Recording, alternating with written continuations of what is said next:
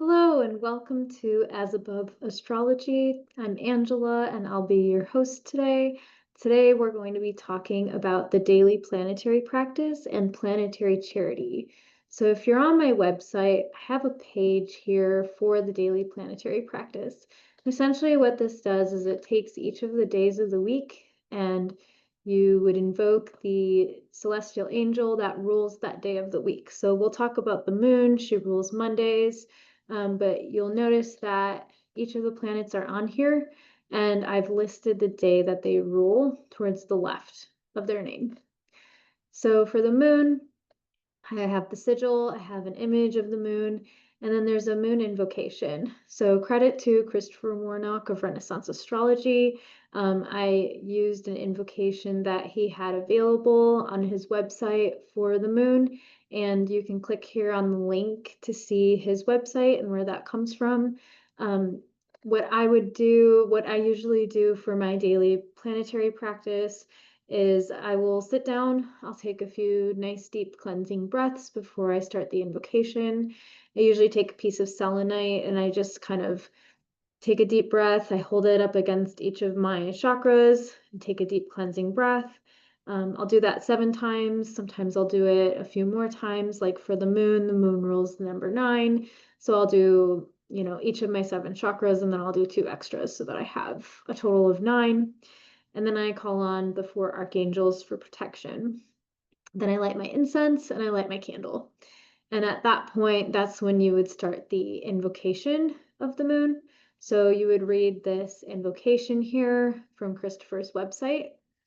Then after that, I go through the moon mantra and I use my mala and I chant the moon mantra 108 times. So that's Om Chandraya Namaha. So you would do that 108 times, and you can use mala beads to count that. So that's what those are for. Then after that, I just take some deep breaths. Sometimes I'll just do 9. Like when you're first starting out, maybe you just want to do 9 deep breaths. Lately, I've been able to get 81 deep breaths. I think there was one point when I did 108. So it just takes some time. I've been doing this for almost a year now, and that's allowed me to kind of build that meditation muscle up and build the strength of my ability to release my thoughts and just focus on like what's right in front of me.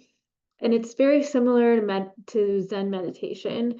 And the fact that you will like relax your gaze, you'll get in a comfortable position, you'll try to relax your body as much as you can without, falling over. But so you'll sit there either in a cross-legged pose like lotus, or if you're sitting in a chair, you want your feet flat on the floor, and you'll relax your gaze and you want to have the the sigil of the moon and the image of the moon kind of in your view, but you're not staring at it.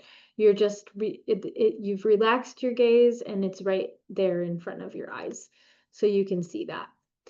So that's the daily planetary practice for the moon. I definitely encourage this. And you can do that same order of ritual for each of the planets. So Tuesdays is Mars, Wednesday is Mercury, and if you keep scrolling down, you can see each of the planets on this page. One other thing that I want to call out, if you go to my gallery page, this practice is outlined really clearly in Christopher Warnock's books, Secrets of Planetary Magic. So that's one that I definitely recommend. If you click on this link here, it'll take you to his website where you can order a copy of it. I definitely recommend ordering a copy of it because it has images that you can use for the meditation that are drawn based on traditional sources, but they're drawn by contemporary artists. So I would definitely highly recommend this book. I use his meditation images and they're very beautiful and they're very helpful. The other thing I wanted to talk about today was the planetary charity practice. So you'll see here I mention it, and there's a link here to Christopher's website talking about planetary charity in more depth. But before you click on any links. I just want to talk about my own personal experience with Planetary Charity. So I started with Planetary Charity a little over a year ago, and I was going through my first Saturn return, and it sucked. That's all I can really say about it is like it sucked. There's not really words um for a Saturn return. And that's why we only have them about once every 30 years, right? I don't think we could sustain that every year or even less often than every 30 years. So so I was going through my first Saturn return, and I really, really wanted to um display some goodwill with Saturn so that I could make that connection with him and be able to navigate through my Saturn return a little more smoothly because it was rough. And so I researched who Saturn is. You can use William Lilly, you can use Cornelius Agrippa. Any of the traditional sources will help you understand who Saturn is. And I learned that Saturn rules the homeless, he rules the color black, and then he rules like astringent herbs, vegetables, plants. Um, Saturn is also a planet who values practicality and utility. So I tried to think of something that would be practical in order to offer him. Planetary charity in itself is an ancient Vedic practice, so that came from India, and it was part of Hinduism to start with. But it's something that Christopher talks about on his website, and it's something that I decided to try because I was having a really hard time with certain planets in my chart. So for Saturn, for example, I went and I made homeless care kits because it's useful. It's for homeless people, which Saturn rules beggars, so that would cover the homeless. And then I tried to find things to include in the kit that were practical. Like I went online and I researched on like different blogs and nonprofit websites, like what do people need in homeless care kits? Like because I don't want to just give them something that doesn't make sense, right? So Saturn rules hair, skin, nails. So some of the things I included were a black comb, nail clippers. I included body wipes. Um, Saturn also rules astringent herbs, so I included black tea, which is an astringent herb. I included green beans and cranberries, like craisins, because those are all astringents. Saturn also, believe it or not, rules cocoa powder, so I included some chocolate pudding in there. He does not rule the sugar part, that would be Venus. But Saturn would rule the cocoa part because cocoa is a bitter herb. So things that were practical, things that made sense. I tried to do them in sets of 3 so that because Saturn rules the number 3, so like I would put 3 water bottles in there, or I would put like 3 napkins in there, or things like that, just to make sure that whatever I was doing for the planet incorporated as many elements of that planet as possible. Now, that might not be practical for everybody, and I was only able to do this a couple times because it does get expensive. So what do you do if you're limited on what you can give, and you want to do planetary charity because there's certain planets that you really feel like you need to work with, or you really just want to work with, and you just don't have the money to go out and make homeless care kits or go all out. So for Saturn, one of the things you could do, you could go and volunteer at a soup kitchen on a Saturday. So Saturn rules Saturdays. He rules homeless people, and going and volunteering your time is just as valuable as giving money. You could also donate $3 to a homeless shelter. Any little bit is noticed and it's recognized and it's appreciated. And as long as you're doing something sincerely out of the goodness of your heart and out of the intention of connecting with that celestial angel, they will honor that and respect that, and it will have good results in your life. It may not be exactly what you think it should be or exactly what you hope it should be, but there's an element of just trusting in the benevolence of these celestial angels, and just asking them, hey, I need help. I'm human. I make mistakes, and I need to grow and change for the better. Will you help me? And just by being in some sort of connection with that celestial angel, it's like surrounding yourself with uplifting people versus toxic people. You want to be around uplifting people because that changes you for the better, and you start to assimilate into that nature of being uplifting when you're around people who are that way. And so it's the same way when we spend that time with the celestial angels. They're also able to influence our lives for the better. Now, I've talked a lot about Saturn. There are 6 other planets in the Chaldean order, so let me go through each of them in order. The next planet is Jupiter. He rules the number 4.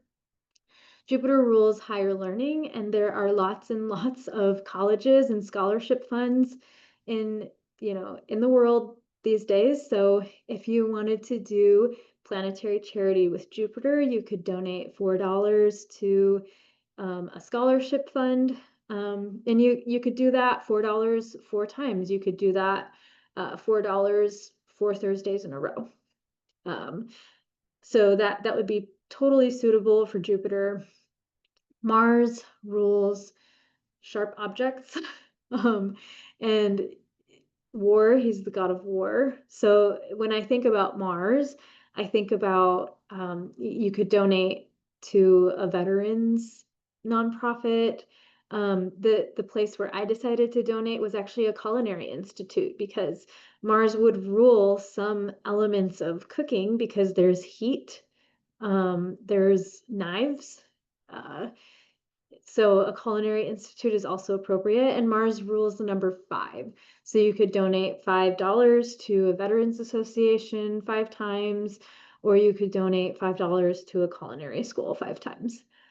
The next planet in the Chaldean order is the Sun, and the Sun rules kings.